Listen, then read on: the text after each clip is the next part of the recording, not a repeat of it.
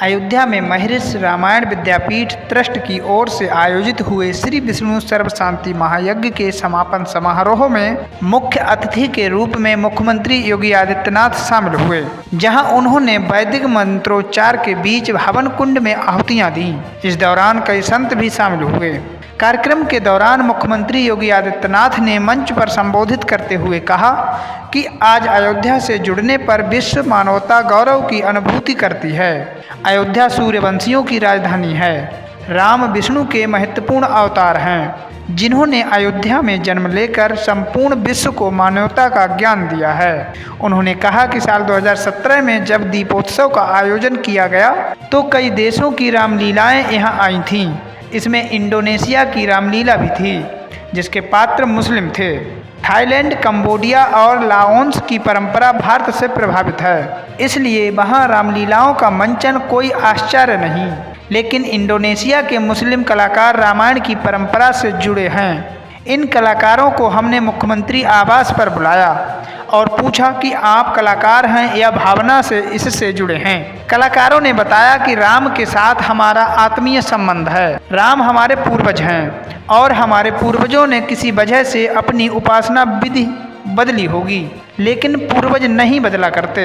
हमारे यहाँ की करेंसी पर आज भी गणेश जी हैं। एयरलाइंस का नाम गरुड़ के नाम पर है। जिस प्रकार भारत में कई उपासना विधि का प्रयोग करते हैं, लेकिन सभी राम से जुड़े हैं, उसी प्रकार हमारे पूर्वज भी राम थे।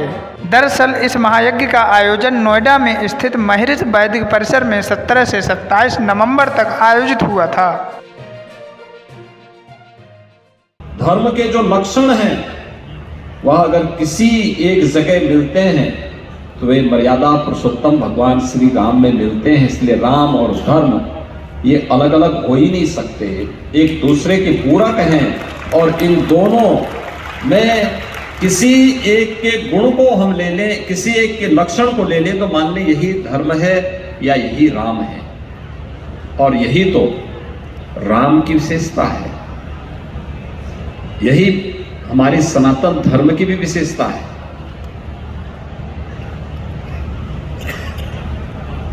सब कुछ संभव है। अयोध्या ने 500 वर्षों तक लंबे संघर्ष झेले हैं, देखे हैं, नजदीक से महसूस किया है। 500 वर्षों तक ही नहीं, बहुत उससे पहले भी मोहम्मद गौरी से लेकर के और लगातार ये चलता रहा। अयोध्या में से राम जन्मभूमि के भव्य मंदिर को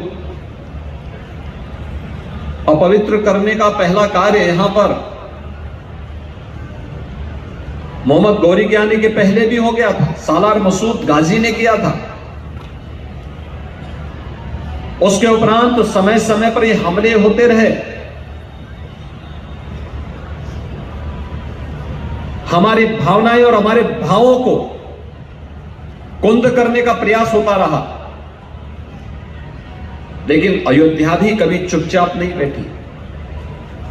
कभी चुपचाप अयोध्या नहीं बैठी। चुपचाप हम लोग अन्याय और अत्याचार को बर्दाश्त नहीं करते रहे, क्योंकि राम ने तो कभी ना अन्याय किया और ना अन्याय सहा।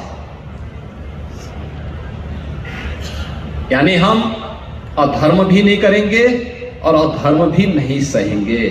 और यही तो अयोध्या है, जो गलत न करेगी और न करने देगी।